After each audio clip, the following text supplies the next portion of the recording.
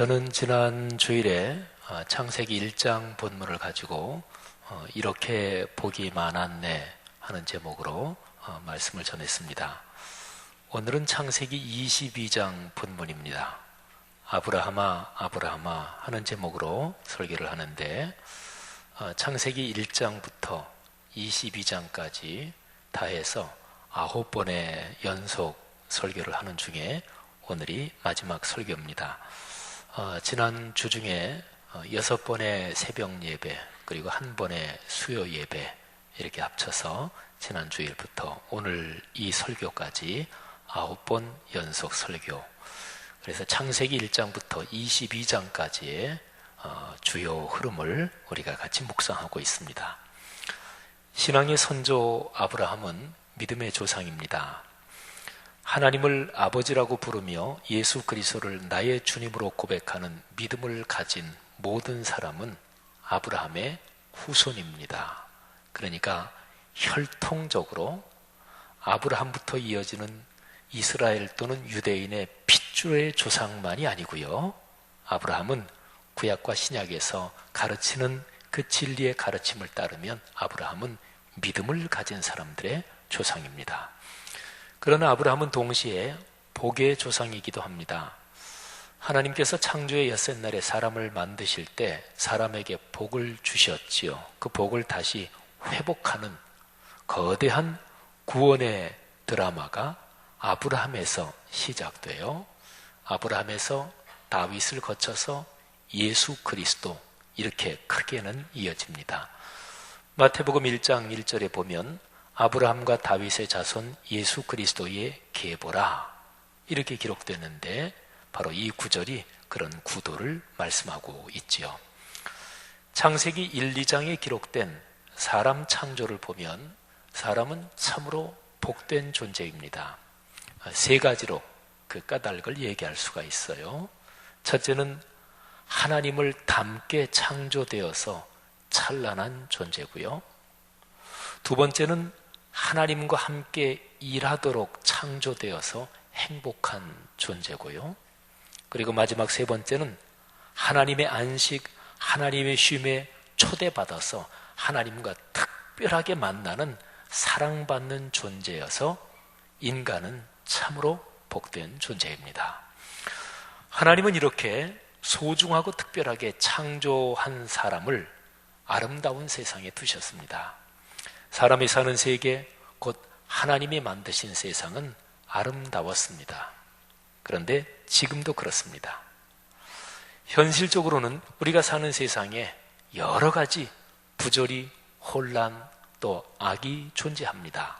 그럼에도 불구하고 피조 세계는 근원적으로 아름답습니다.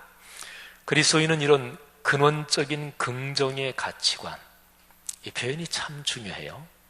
보통 세상에서 얘기하는 적극적인 사고방식, 긍정적인 사고방식, 그것도 좋은 것이긴 하지만 기독교 신앙을 그렇게 조금은 차원이 낮은 저급한 세속적인 처세술로 전락시키는 것은 저는 거부감을 가지고 있는데, 그러나 성경이 가르치는 바에 따르면 그리스도인은 근원적인 긍정의 가치관을 가지고 삶의 길을 걸어가는 사람들입니다. 그런데 이 아름다운 세상이 죄로 망가져요. 창세기 3장에 타락사건이 기록이 되어 있죠.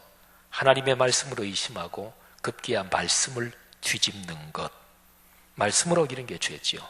그 최초의 범죄가 거기 기록되어 있습니다. 그 후로 사람이 악해집니다. 그 정도가 계속해서 심해집니다. 하나님이 물로 세상을 쓸어버리실 정도로 사람이 타락합니다. 노아의 홍수 이후에도 사람이 계속해서 타락해요. 그래서 인간이 악해진 절정에 이르는 모습이 창세기 11장에 나오는데 바벨탑 사건입니다. 거기에 보면 사람은 이제 아예 자신이 신이 되려고 그래요. 하늘 꼭대기에 탑을 쌓고 그리고 자기 이름을 내려고 합니다.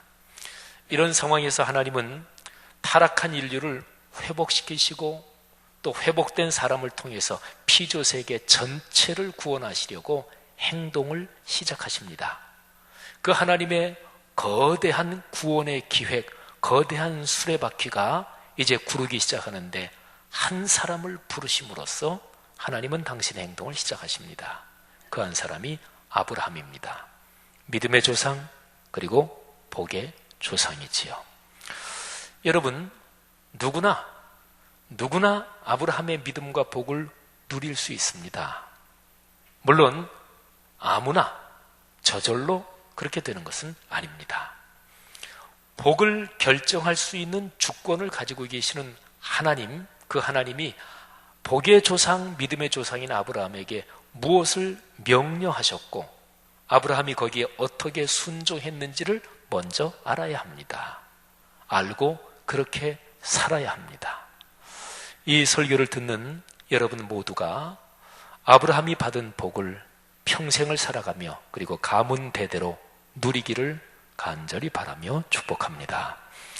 우리는 이제부터 아브라함이 걸었던 신앙의 순례 여정을 따라가 볼 겁니다. 자, 먼저 중요한 질문을 던져야 합니다.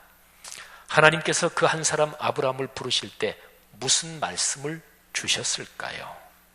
중요한 질문이에요. 아브라함의 삶 전체가 걸려있고 아브라함을 시작으로 예수 그리스도에게까지 이어지는 큰 구원의 포물선이 거기 걸려있는 말씀, 그래서 인류 구원의 기본 가르침이 담겨있는 그 말씀의 내용이 무엇인가 하는 질문입니다. 창세기 12장 1절, 2절, 3절이 바로 그 내용입니다. 이 아주 중요한 구절, 이 세 절은요, 각각 비움, 채움, 나눔 이렇게 말할 수가 있습니다. 자, 1절은 비움에 대한 내용이에요. 너 자신을 비워라, 너 자신을 내려놓아라, 자기를 부인해라, 이런 건데요. 여호와께서 아브라함에게 이르시되 너는 너의 고향과 친척과 아버지의 집을 떠나 내가 네게 보여줄 땅으로 가라. 그 다음에 2절은 그렇게 비우고 자기를 내려놓고 하나님께 순종하는 아브라함에게 하나님이 채워주신다는 내용입니다. 내가 너로 큰 민족을 이루고 내게 복을 주어 내 이름을 창대하게 하리니 너는 복이 될지라. 아멘. 근데 3절로 이어지면 하나님이 채워주시는 그 복, 그걸 가지고 평생을 살아가면서 세계 모든 민족에게 베풀며 나누어 주며 산다 하는 얘기니까 기가 막히게 좋은 말씀이죠. 너를 축복하는 자에게는 내가 복을 내리고 너를 저주하는 자에게는 내가 저주하리니 땅의 모든 족속이 너로 말미암아 복을 얻을 것이라 하신지라. 아멘. 조금 더 이 세 절을 살펴보겠습니다. 아브라함은 먼저 자신을 비워야 했습니다. 하나님이 말씀하신 1절 비움의 내용이 실행하기가 결코 쉽지 않았습니다. 고향과 친척과 아버지의 집, 다르게 정리하면 혈연과 지연인데 이거를 떠나라는 거예요. 사람으로서는 거의 불가능한 일이죠. 그러나 이 비움이 있고서야 하나님께서 2절의 복을 채워주실 것입니다. 비움이 어렵지만 그러나 하늘에서 채우시는 그 채움은 그 비움, 그 노력 또는 그 헌신에 비교할 수 없을 정도로 크고 풍요롭습니다. 하나님이 아브라함에게 복을 주시는 정도, 그러니까 복을 이만큼 준다, 또 어떤 복을 준다, 2절은 그 정도 얘기가 아니에요. 아예 아브라함이라는 그 사람 자체를 복으로 만들어 주신다, 그런 얘기입니다. 그리고 3절이 참 중요한데요. 복이 되는 것에서 그치지 않고 자신이 복 자체가 돼서 세상의 모든 사람들에게 복을 나누어 주며 살게 된다는 거예요. 베풀 수 있는 건 얼마나 좋은 것입니까? 나누어 줄 수 있는 것은 얼마나 좋은 것입니까? 모든 영향력은 근본적으로 베풀어 주고 나누어 주는 데서 나오는 거죠. 이처럼 멋진 일이 또 어디 있겠어요? 사람을 창조하시고 세계를 창조하신 분이 하나님이십니다. 하나님이 말씀하신 비움, 채움, 나눔 이 세 가지를 하나님께서 복의 원리다 이렇게 말씀하셨으니까 정확한 거죠. 창세기 12장 1, 2, 3절 이 세 가지 말씀은 아브라함이 하란에 살고 있을 때 하나님이 부르시면서 주신 말씀이에요. 그때 아브라함의 나이가 75세였습니다. 근데 하나님이 아브라함을 부르실 때 75세 때 처음 부른 게 아니에요. 창세기 11장, 그리고 창세기 15장, 또 성경 다른 곳, 이것과 연관된 몇 구절을 종합해 보면 하나님은 아브라함이 갈대아 땅 우르에 살고 있을 때 처음 불렀어요. 여기에 살고 있는 아브라함을 불러내서 가나안 땅까지 가라 말씀하셨는데, 아브라함이 무슨 일인지는 모르지만은 가나안 땅까지 가다가 도중에 하란이라는 도시에서 도중 하차합니다. 이 하란에 살고 있는 아브라함을 하나님이 다시 한번 부르시는 게 75세 때니까, 여기에 갈대아 땅 우르에 살고 있을 때는 75세 이전에 부르셨을 거예요. 성경은 그 나이는 정확하게 얘기하진 않아요. 근데 우리가 묵상하면서 중요한 것은 하나님께서 우르에 살고 있는 아브라함을 불러내실 때도 주신 말씀이 12장 1, 2, 3절에 있는 내용하고 똑같다, 그런 것입니다. 하나님은 우르에 살고 있는 아브라함을 불러내시면서 비움, 채움, 나눔을 말씀하셨습니다. 중간에 아브라함이 한 번에 순종하지 못하고 하란에 도중 하차해서 거기 주저앉아 사는데 하나님이 다시 한번 부르시면서 역시 또 전에 말씀하신 비움, 채움, 나눔, 이 세 가지를 말씀하십니다. 이렇게 살아야 복을 받고 누리고 나눌 수 있다. 갈대아 우르에서 떠날 때 아브라함은 자기 아버지 데라를 모시고 갑니다.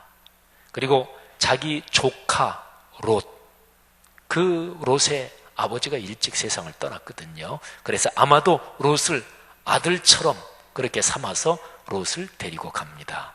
정확하게 보면 고향과 친척과 아버지의 집을 떠나라 하는데 아버님 모시고 가고 롯 데리고 갔으니까 철저하게 순종하지 못한 거지요.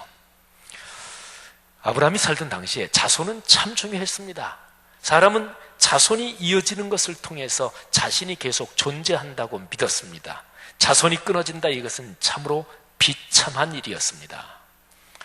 하나님의 말씀대로 가나안 땅에 들어간 아브라함에게 롯이라는 조카는 내 자손을 번성하게 해주겠다, 하나님이 창세기 12장 2절에서 말씀하신 그 말씀의 약속이 이루어질 수 있는 근거요, 그리고 근원이었을 거예요.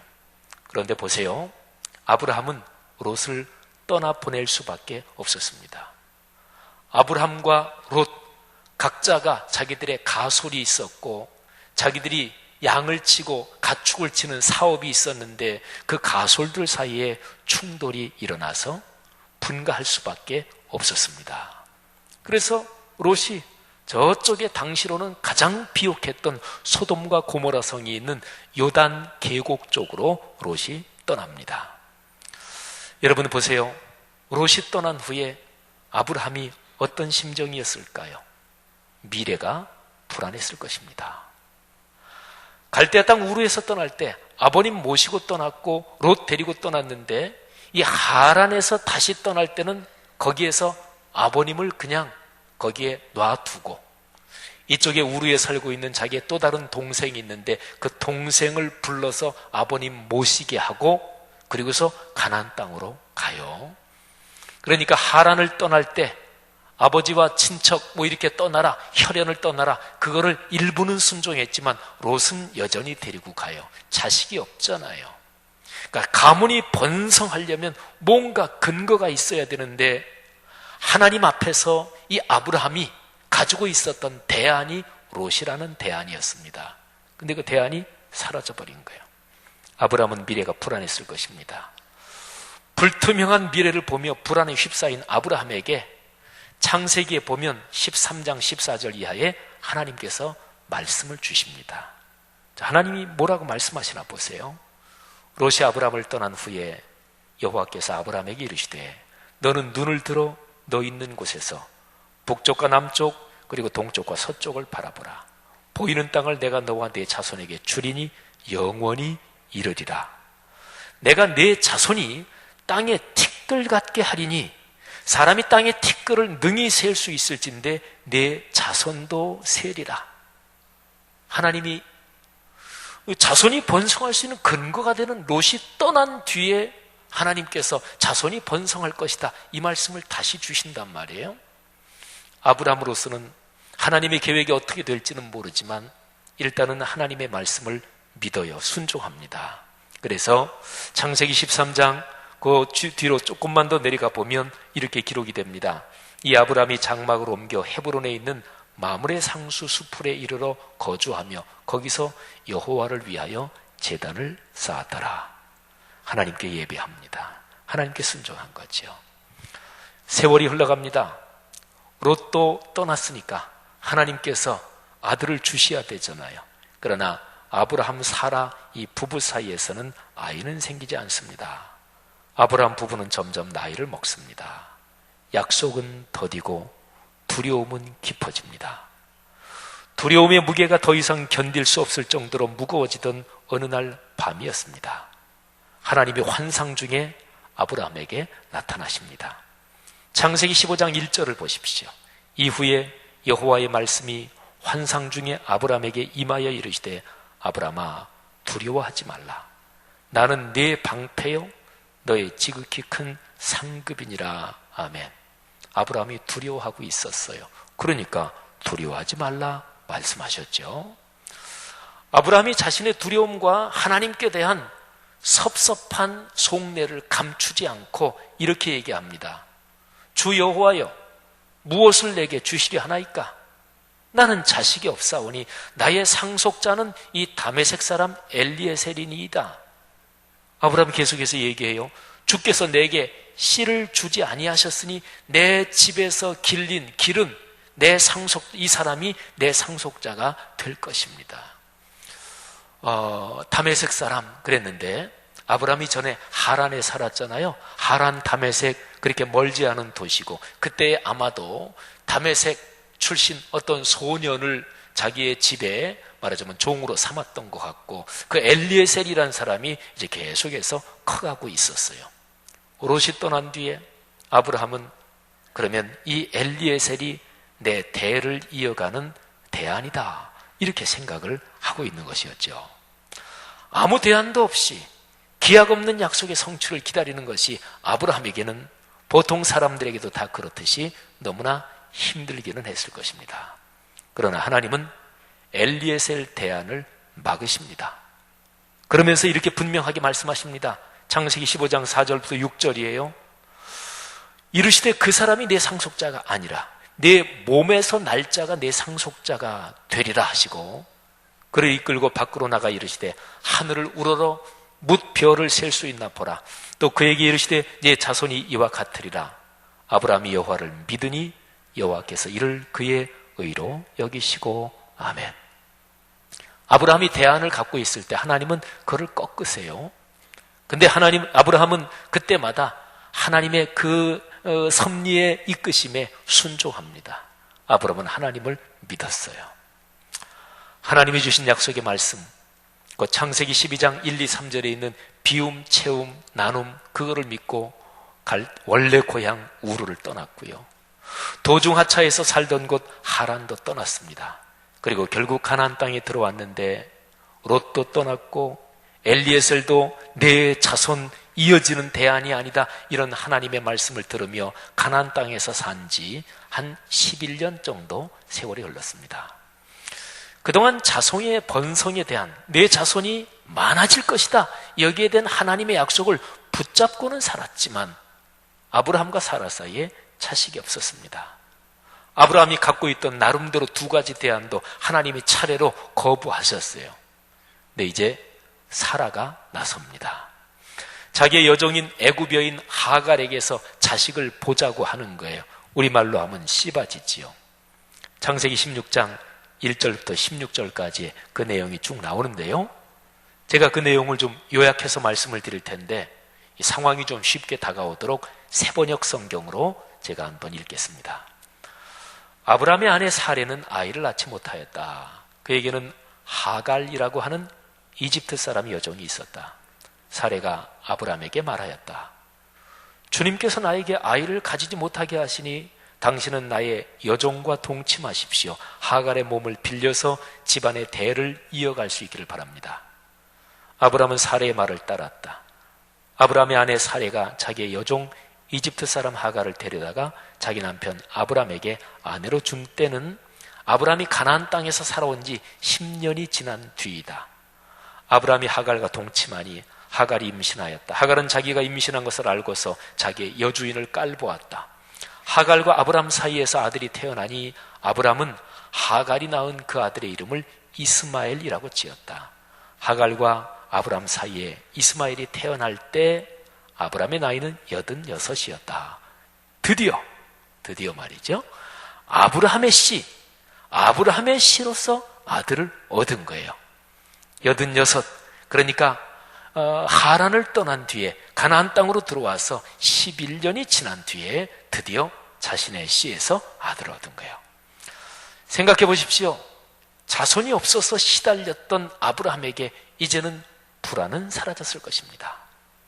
86살부터 아브라함은 말이죠, 내 자손이 번성하리라 하는 그 하나님의 약속, 창세기 12장 2절의 내용을 두려움 없이 불안 없이 신뢰하게 되었을 것입니다. 그런데 보세요. 하나님의 뜻은 달랐습니다. 하나님은 아브라함의 씨만이 아니라 아브라함과 사라 사이에서 태어날 아이를 생각하고 계셨습니다. 이스마엘을 얻은 뒤 어느 정도는 평온하게 13년의 세월이 흘렀고 아브라함의 나이가 99세가 됐을 때 하나님이 아브라함에게 나타나셔서 당신의 뜻을 아주 명백하게 말씀하십니다. 창세기 17장에 기록된 이 상황에서 중요한 내용을 추려서 살펴보겠습니다. 아브라함이 99세 때에 여호와께서 아브라함에게 나타나서 그에게 이르시되 나는 전능한 하나님이라 너는 내 앞에서 행하여 완전하라. 여러분, 내 앞에서 행하여 완전하라, 이 말에 어떤 암시가 이미 들어있어요. 너 옛날에 롯을 내 후손이 이어질 대안으로 갖고 있었고, 그 다음에는 엘리에셀이었고, 그리고 지금은 여종에게서 난 이스마엘인데, 그런데 이스마엘도 대안이 아니다 하는 하나님의 어떤 뜻이 여기 이미 암시되어 있습니다. 내 말을 순종하되 어느 정도는 너한테 편하게, 그렇게 꺾지 말고 내가 한 말 그대로 순종해라, 그렇게 완전하게 행하라, 이런 하나님의 말씀이 여기에 담겨 있습니다. 하나님은 이때 나타나실 때 아브라함과 사라의 이름을 바꿔주십니다. 원래 아브람이었었는데 아브라함, 사레였었는데 사라. 뜻은 많은 민족의 아버지, 많은 민족의 어머니, 이렇게 바꿔주십니다. 그러면서 하나님께서 이렇게 말씀을 이어가세요. 내가 내 언약을 나와 너 사이에 두어 너를 크게 번성하게 하리라. 내 안에 사라는 내가 그에게 복을 주어 그를 여러 민족의 어머니가 되게 하리니 민족의 여러 왕이 그에게서 나리라. 근데 아브라함이 하나님께 뭐라고 말씀드리는가 잘 들어보세요. 아브라함이 이에 하나님께 아뢰되 이스마엘이나 하나님 앞에 살기를 원합니다. 기왕 지금 이스마엘이 있고, 이스마엘이 그때 나이 13살 정도. 하나님, 이스마엘 잘 크고 있는데 그냥 이스마엘이나 잘 성장하게 해주십시오. 하나님이 말씀하십니다. 아니라 내 안에 사라가 내게 아들을 낳으리니 너는 그 이름을 이삭이라 하라. 내가 그와 내 언약을 세우리니 그의 후손에게 영원한 언약이 되리라. 1년이 지납니다. 드디어 이삭이 태어납니다. 이삭이 젖될 무렵, 그 당시는 젖을 좀 문화적으로 오래 먹였다 그래요. 대략 2, 3년. 그러니까 이삭의 나이 3살 정도 됐을 때 이스마엘은 그 어머니 하갈과 함께 집에서 내쫓깁니다. 이삭은 잘 자랐을 것입니다. 아브라함에게 이삭은 자기의 생명보다 더 소중한 존재였음이 분명합니다. 우리말 표현으로 하면 불면 날까 쥐면 꺼질까 이렇게 애지중지 키웠을 것입니다. 그러던 어느 날이었습니다. 하나님이 아브라함을 부르십니다. 창세기 22장 1절 2절 말씀을 제가 읽습니다. 그 일 후에 하나님이 아브라함을 시험하시려고 그를 부르시되 아브라함아 하시니 그가 이르되 내가 여기 있나이다. 여호와께서 이르시되 내 아들 내 사랑하는 독자 이삭을 데리고 모리아 땅으로 가서 내가 네게 일러준 한 산 거기서 그를 번제로 드리라. 마른 하늘의 벼락 청천벽력이란 얘기가 바로 이런 상황이죠. 자기 생명보다 더 소중한 아들 이삭을 번제로, 그러니까 잡아 죽여서 제물로 하나님 앞에 바치라는 얘기니까요. 그때 이삭의 나이가 몇 살이었을까요? 성경에는 정확하게 나오진 않아요. 성경 연구자들의 견해도 아주 옛날 사람부터 쭉 다 종합하면 대개 10대 중반부터 30대 중반까지 다양해요. 그런데 중요한 것은 이삭의 나이보다 이 말도 안 되는 하나님의 명령에 아브라함이 순종한다는 것입니다. 하나님의 이 명령을 들었을 때 아마도 아브라함은 그가 그때 그 명령을 받은 때로부터 과거로 시간을 거슬러 올라가서 한 50여 년 전, 그러니까 갈대아 땅 우르를 떠나고 또 하란을 떠날 때 그때 상황을 떠올렸을지 모릅니다. 자기 삶의 상황이 50년 전으로 갑자기 돌아간 것 같은 데자뷰 현상을 일으켰을지도 몰라요. 그때 아들 없었잖아요. 하나님이 약속은 주셨지만 아들이 후손으로 이어지리라는 보장이 아무것도 없던 그때로 다시 돌아가는 것 같은 그런 심정을 느꼈을지 모릅니다. 혈연과 지연을 떠나라. 이 하나님의 명령을 듣고도 계속해서 아브라함은 나름대로 인간적인 대안을 갖고 살아왔는데 그 모든 일이 주마등처럼 머리를 스쳐 지나갔을지 모릅니다. 롯을 생각했습니다. 엘리에셀을 생각했습니다. 이스마엘을 생각했습니다. 세 가지 대안은 하나님이 다 거절하시고 그래서 깨졌습니다. 그런데 이삭은 그야말로 약속에 따라서 주신 아들이 있잖아요. 의심 없이 믿고 감사했고, 그런데 이 이삭도 깨져야 할 대안인가 생각했을 것입니다.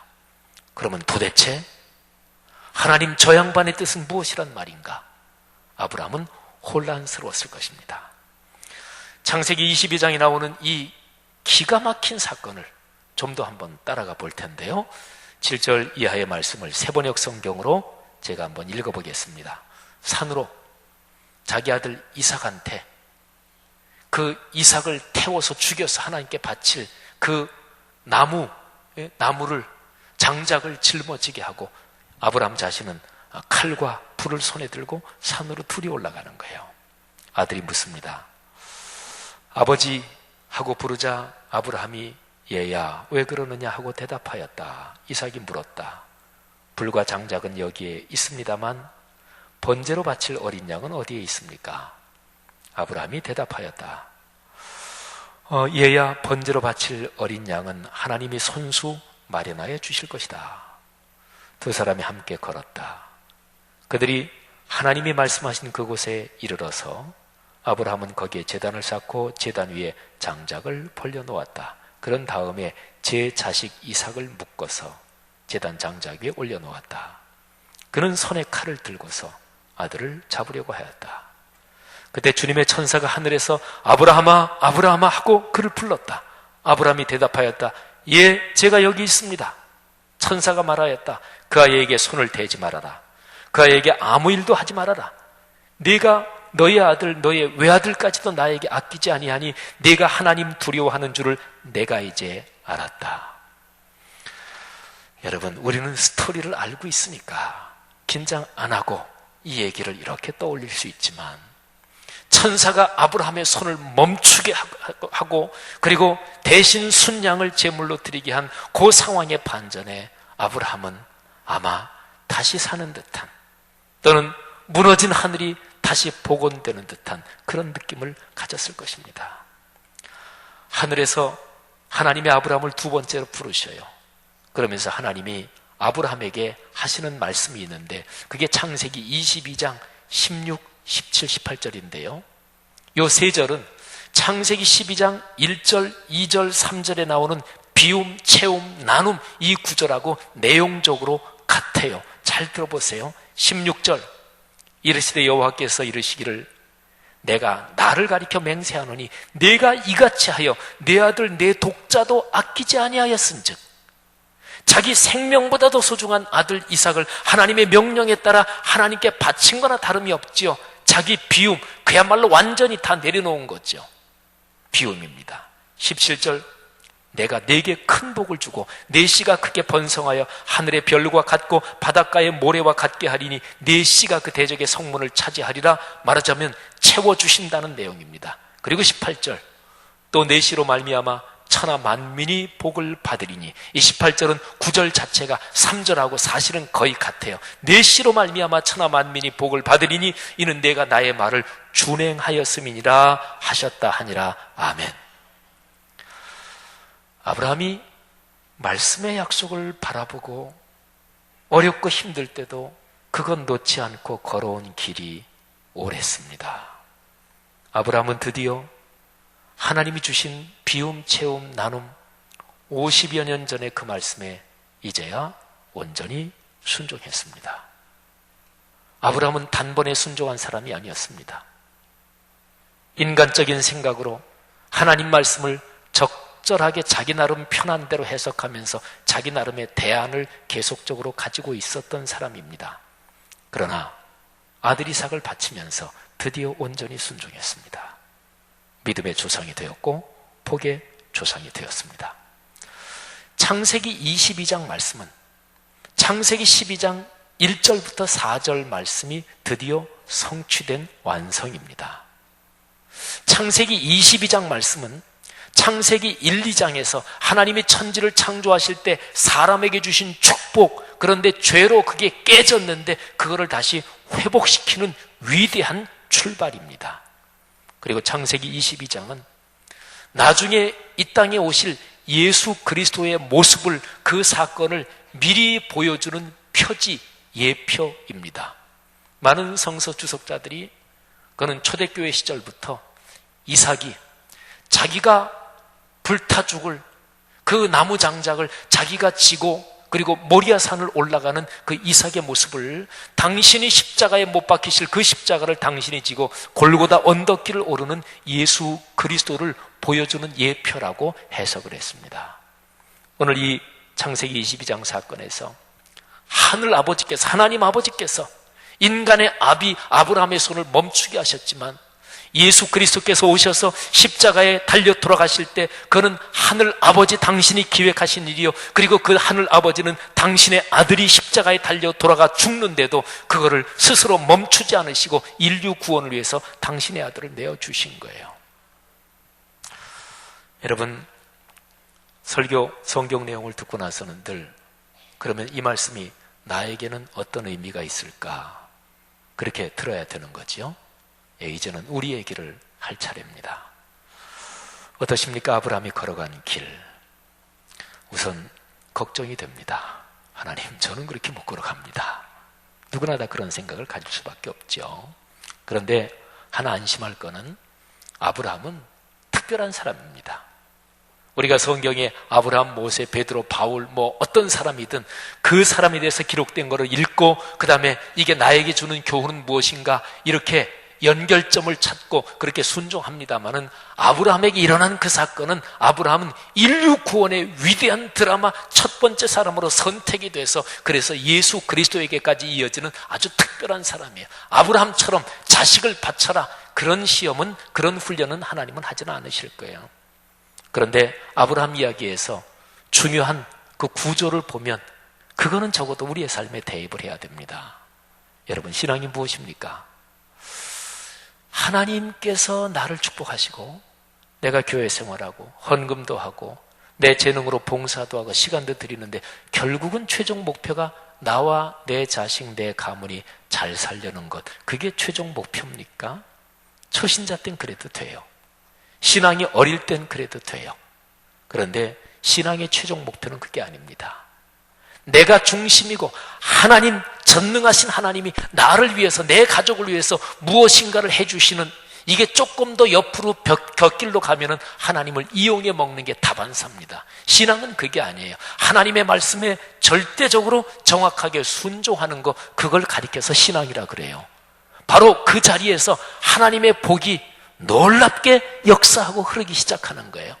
보통 신앙생활들 하시는 모습에서는 그거나 별발 다른 바 없다 이렇게 생각할지 모르지만, 그런데 이 차이를 깨닫는 게 얼마나 중요한지, 이 차이를 깨닫고 그렇게 하나님께 순종하며 인생길을 걸어가는 게 얼마나 중요한지 모릅니다.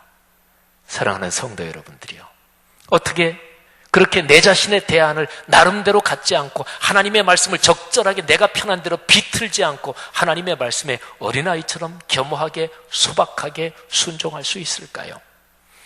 우리 힘으로는 안 돼요.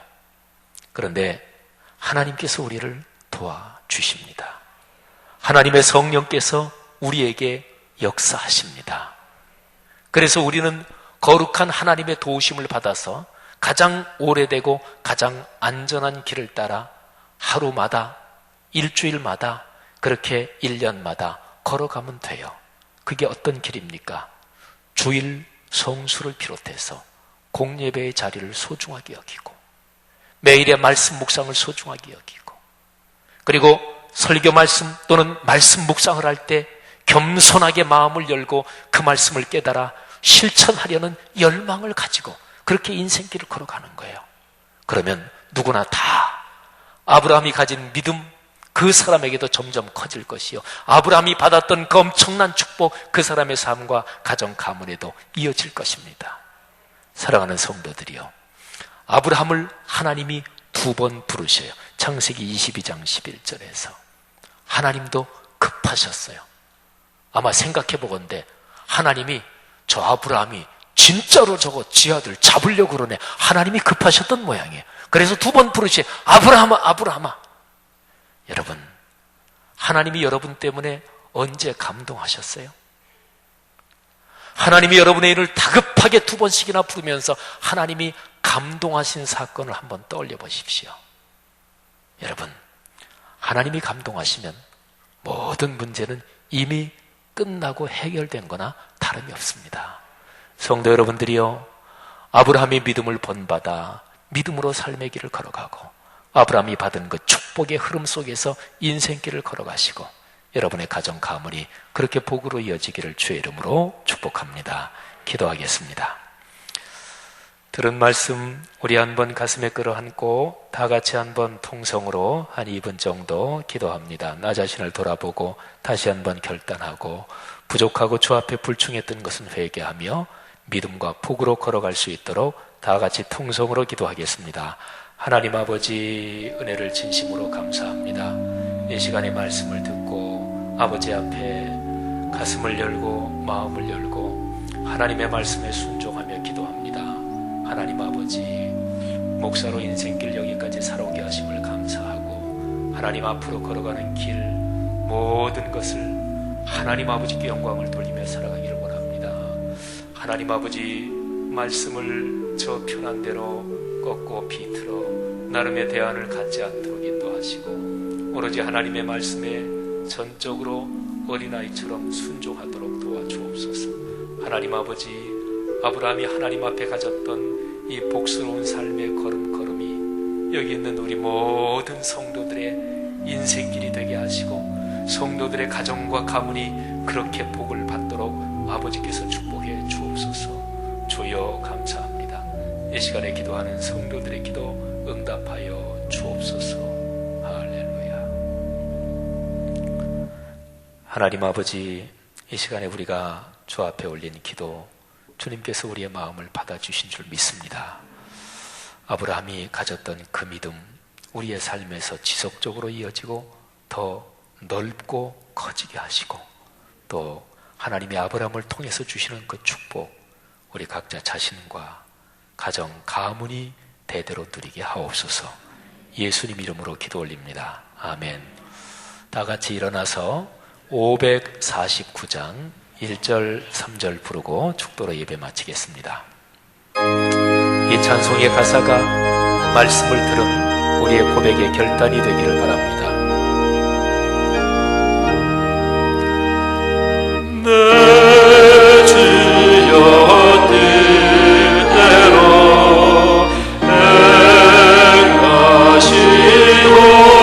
행하시옵소서.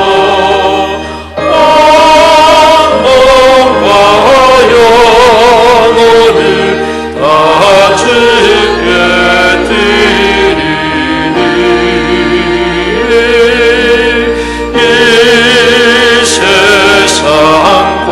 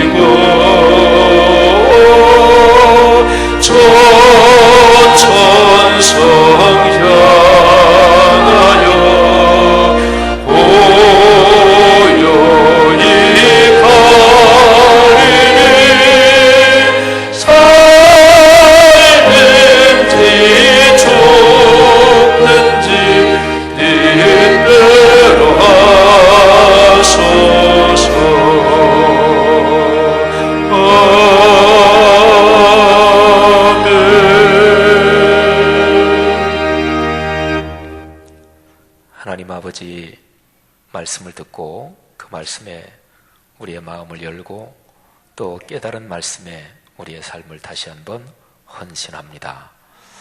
오 주여, 우리가 주님 손 붙잡고 걸어가는 삶의 길이 하나님의 말씀에 어린아이처럼 순수하게 소박하게 진실하게 순종하는 걸음걸음 되게 하옵소서. 그래서 믿음이 우리의 영혼과 정신에 맑은 시내처럼 흐르고, 그리고 더운 여름에 수량이 넉넉한 강물처럼 철철 넘쳐 흐르는 것 경험하게 하시고, 거기에서 오는 기쁨과 하늘의 능력으로 살게 하옵소서. 신앙의 중심과 본질이 아닌 것에 신경 쓰고 안달하느라 내 신앙이 언제부터인가 모르게 점점 질식돼 가고 있고 내 신앙이 좁아져 가고 있고, 그러면서 신앙생활한 경력, 이런저런 직분 또는 목회자라는 것 때문에 자기 신앙이 괜찮다고 애써 합리화하고 정당화하면서 끙끙거리며 애써 외면하는 그 신앙의 비루한 모습 다시 한번 회복되게 하옵소서. 오 주님, 주님께서 우리 성도들을 모두 아브라함의 믿음으로 축복해 주시고, 아브라함이 받은 축복으로 본인과 아들, 딸, 손녀, 손자, 가정, 가문 대대로 이어지게 하옵소서. 신앙의 용기를 가지고 그리스도인답게, 또 교회 공동체가 교회 공동체답게 오늘의 세상에서 빛과 희망과 미래를 열어가게 하옵소서. 우리가 드린 11조 감사, 선교 장학 건축 헌금에 이런 우리의 결심과 헌신도 같이 담습니다. 주님 받아 주옵소서. 예수님의 은혜와 하늘아버지의 사랑하심과 늘 함께 하시는 성령의 통행하심이 하늘 백성 머리머리 위에, 오늘의 세계 위에 지금부터 영원히 같이 계시기를 축원하옵나이다. 아멘.